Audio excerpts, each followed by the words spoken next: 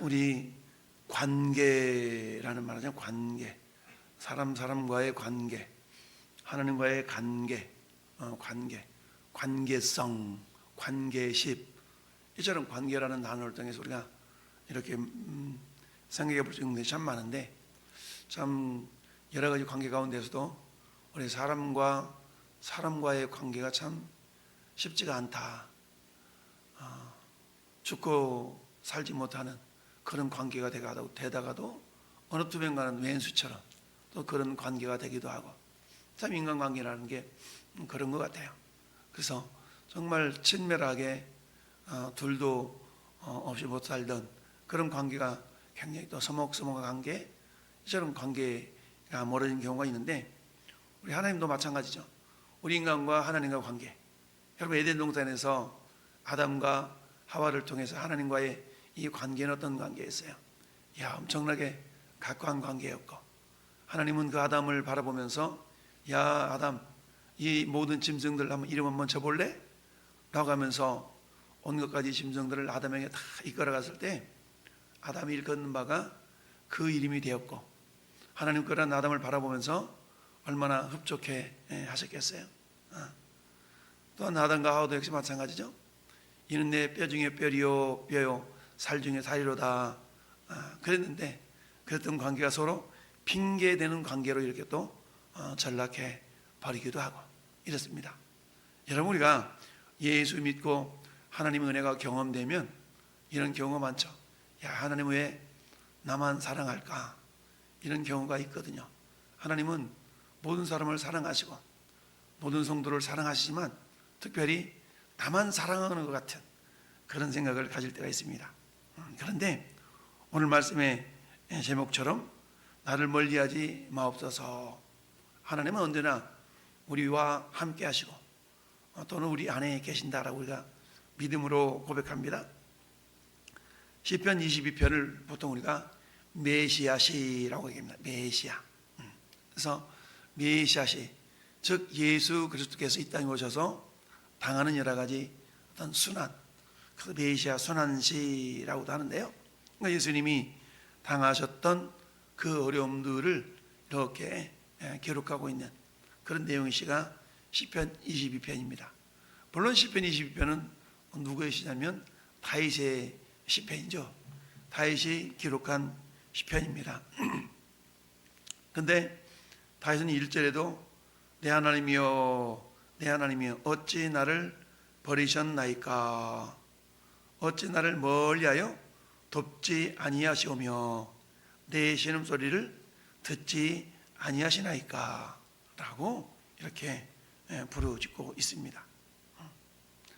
그러나 이 다윗을 하나님이 생각할 때 사도행전을 보니까 다윗은 내 마음에 합한 자라 할 정도까지 하나님 마음에 가장 맞았던 이런 사람 중에 한 사람이 다윗이죠. 근데 이랬던 다윗도 왠지 모르게 나를 멀리하지 마옵소서, 그러니까 다윗이 느낄 때 왠지 좀 멀리 계신 것 같은 그런 느낌을 가지고 있었다라는 얘기죠. 그러니까 기도하기를 하나님 나를 멀리하지 마옵소서, 19절에도 여호와여 나를 멀리하지 마옵소서 라고 이렇게 기도하고 있는 모습을 보게 됩니다. 자, 그래서 예수님의 고난을 대표한 순환시라고 난 이 시편 22편, 특별히 우리가 오늘 같이 읽은 11절부터 18절 사이, 거기 보니까 나를 멀리하지 마옵소서, 환난이 가까우나 도울 자가 없나이다. 그렇죠? 우리가 흔히 그런 경우가 있지 않습니까? 내가 어려움을 겪는데 이 사람한테 부탁해봐도 저 사람한테 부탁해봐도 해결의 실마리가 보이지 않는 이런 경우가 얼마나 많습니까? 그러면 사람은 어떻게 돼요?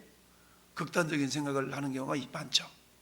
이 땅에서 내가 누구를 의지할 수 없다고 생각할 때, 세상에 있는 그 누군가가 나를 도울 자가 없다라고 생각할 때 사람은 절망하게 되지 않습니까? 절망하게 되면 어떻게 돼요? 이제 생을 마감하는 경우도 많이 있고 이런 걸 우리가 보게 되죠. 환난이 가까우나 도울 자가 없나이다. 그러니까 세상에서는 자기를 도와줄 자가 없는 것처럼 그렇게 느낌을 가질 때가 있다.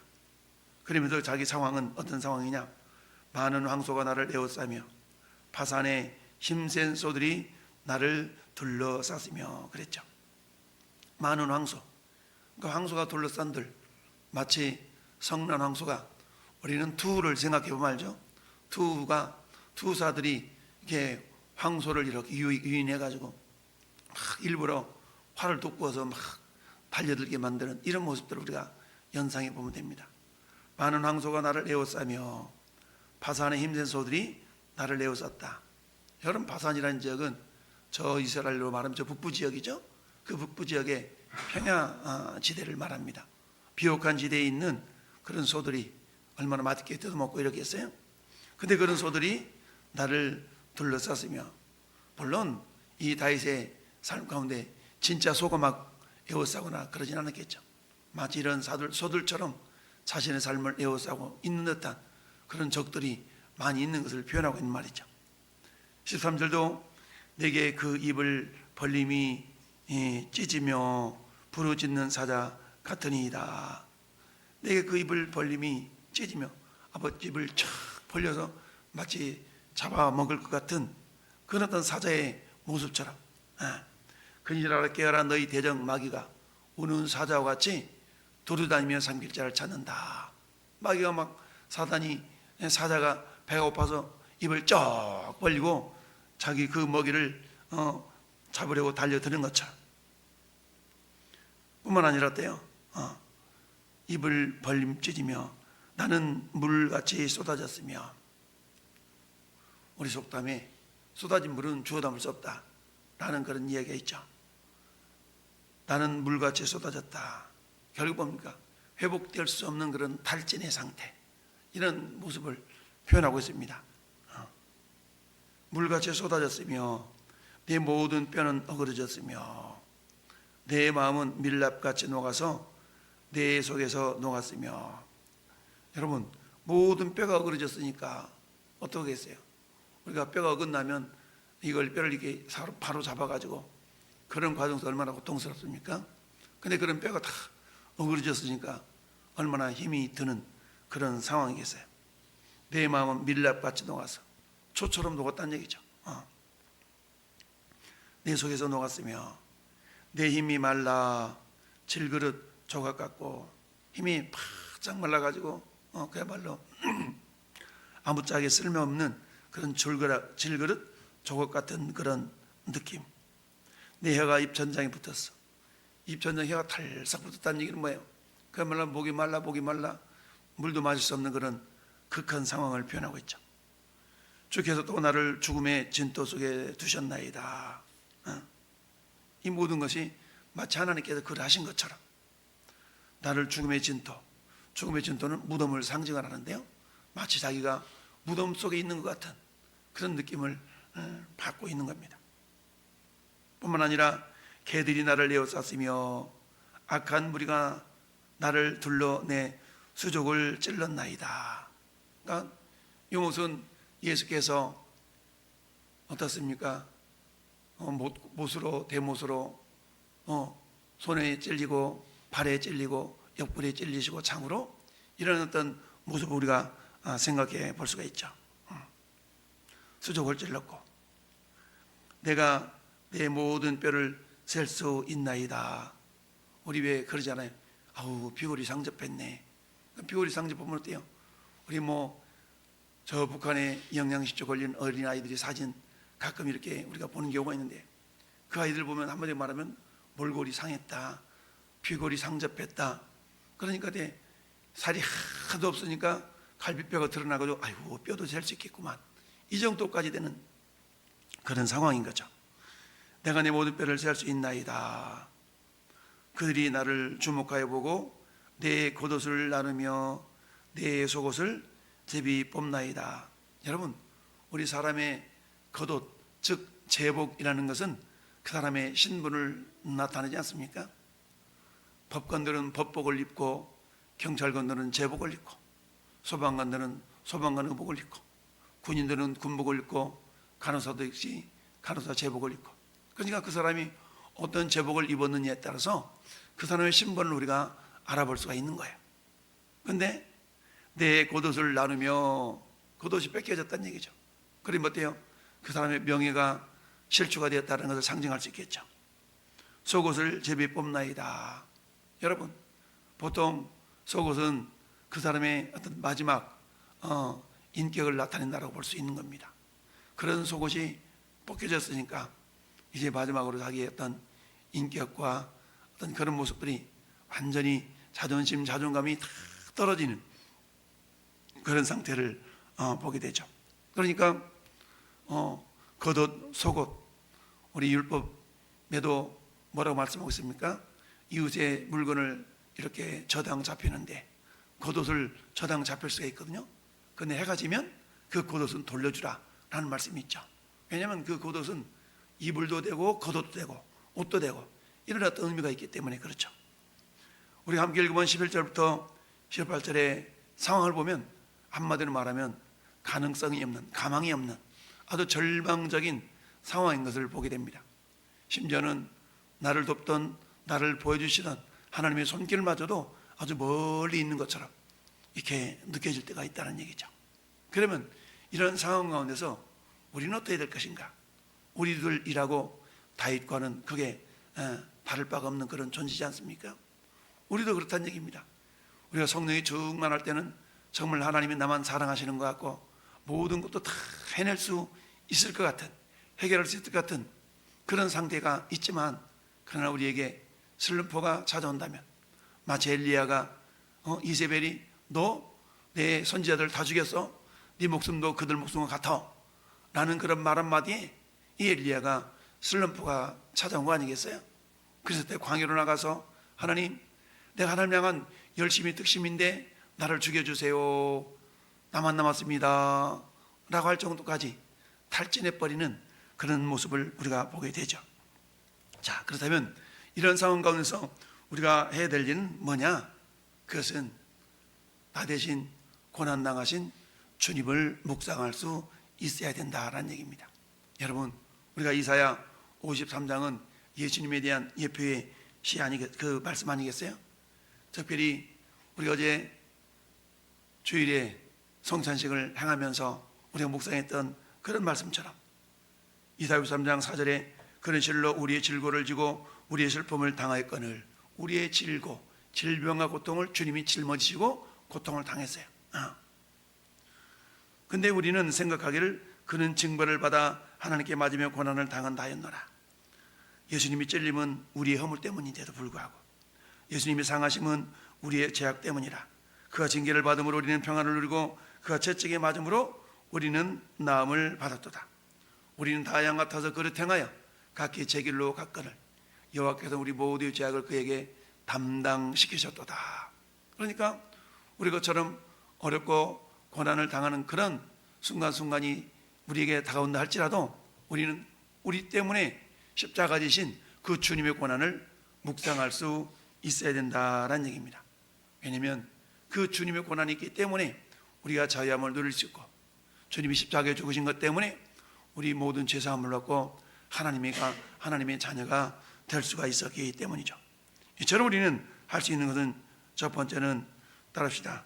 나 대신 당하신 주님의 고난을 묵상하자. 나 대신 당하신 주님의 고난을 묵상할 수 있어야 됩니다.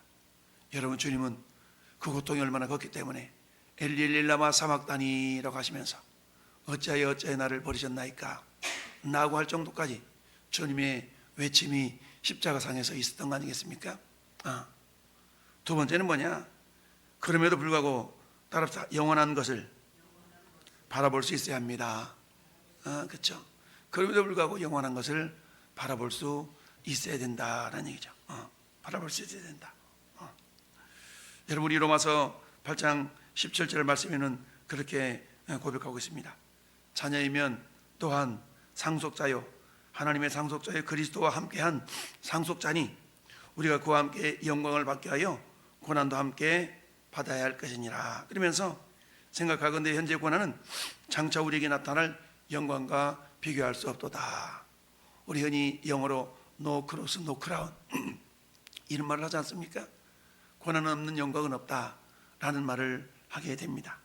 따라서 저는 여러분들은 이 땅에서도 하나님 주신 평화가 있지만 그러나 그 평안이 사라질 때 영원한 하나님의 나라를 우리가 바라볼 수 있어야 된다라는 얘기죠. 여러분, 히브리서 11장을 우리는 믿음장이라고 얘기합니다. 다양한 믿음의 선진들에 대한 모습을 쫙 기록하고 있어요. 그 가운데 여러분, 히브리 11장 이전에는 믿음의 주요 온전하게 계신 예수를 바라보자라는 말씀이 있지 않습니까? 그러면서 주 뒤쪽으로 갈 때마다 갈수록 믿음의 선진들이 어떻게 고난과 역경을 물리쳐 이겼는가에 대한 그런 기록이 나와 있습니다. 히브리 11장 5절은 여자들은 자기의 죽은 자들을 부활로 받아들이기도 하고 또 어떤 이들은 더 좋은 부활을 얻고자 하여 심한 고문을 받되 구차히 풀려나기를 원하지 아니했다라고 그랬어요. 이들은 조롱과 채찍질 뿐 아니라 결박과 옥에 갇히는 시련도 받았으며 돌로 치는 것과 톱으로 켜는 것과 또 시험과 칼로 죽임을 당하고 양과 염소의 가죽을 입고 유리하며 궁핍과 환난과 학대를 당했지만 그들은 뒤로 물러서지 않는 그런 믿음을 지켰어요. 결국 어땠어요? 이런 사람들은 세상이 감당하지 못한다 라고 했다는 얘기죠. 결국 영원한 것을 바라볼 때에 여러분, 이 땅에 당하는 고난을 이겨낼 수가 있더라. 우리가 잘 아는 스데반 집사는 어떻습니까? 자기를 돌로 쳐 죽이는 그런 사람들을 향해서 하나님, 저들의 죄를 저들에게 돌리지 말라고 예수님이 하셨던 그 기도를 올리면서 하늘 보좌 우편에 서신 예수를 보노라 라고 주님을 보는 눈이 열렸던 거 아니겠습니까? 우리도 역시 마찬가지입니다. 이 땅에서 고난이 없는 사람이 없어요. 그러나 문제는 그 고난을 어떻게 이겨내는가는 사람마다 다 다를 수가 있죠.